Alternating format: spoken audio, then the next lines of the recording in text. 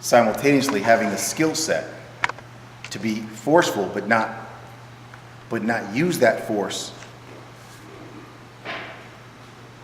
to create the outcome when it's psychologically based. Right? So for example, you know you can spank the child. You know you can. Absolutely. You just walk over and spank them. Or you can explain to them why they shouldn't do whatever they did. One takes longer. It's not that you're scared of the kid, and the kid obviously knows you could spank them. But instead, you choose to use a nonviolent approach so your child will learn to not do that because they realize there's a reason why they're not supposed to do it, not just because they could be beaten. Because if you use violence to train children, what are the children going to use later? Violence. It just sounds good early. Just beat them up now and then they'll do what you say. Yeah, until they get bigger and older, they're going to be beating you back. But what if they could understand why you're not supposed to do something wrong? What if you could get them intellectually to understand mentally why they should do things the way that you have asked them to do it? Now, yes, you physically could force them to do it the way you want it done. Well, what if you couldn't? What if you absolutely could not physically force that child to do what you want them to do? Then it makes listening to you a non-necessity, right?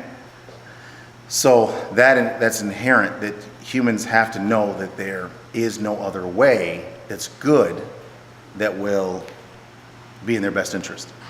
Then you can demand peace.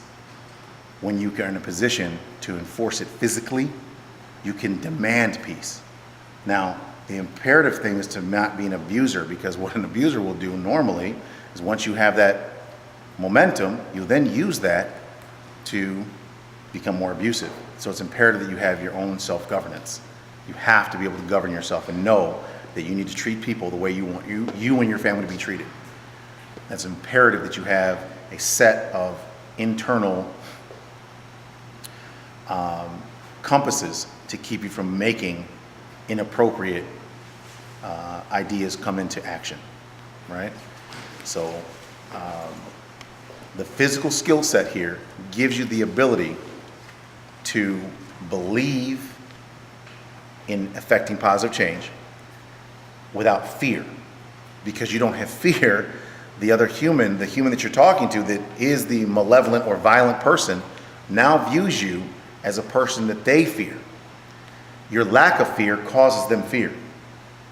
They can feel your sincerity, your commitment, that you're willing to die and kill for what you believe in, and you're asking them, you're begging them, and you're showing them a nonviolent way out of this. And they absolutely believe you can enforce it anyway. So it's that equilibrium that causes peace. But if they know for a fact that you couldn't make them do it anyway, that's always going to be an inherent fatal flaw with asking humans to do something they don't want to do, i.e. not rape, rob, or kill. Why shouldn't they? If you can't stop them, why should they not do what they feel like doing that is nefarious or inappropriate?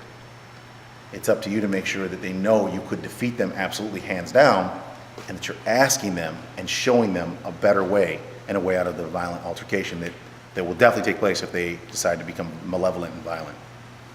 So the psychological equilibrium has to be there, and it's balanced by the physical skills and capabilities you have to be competent at managing human threat.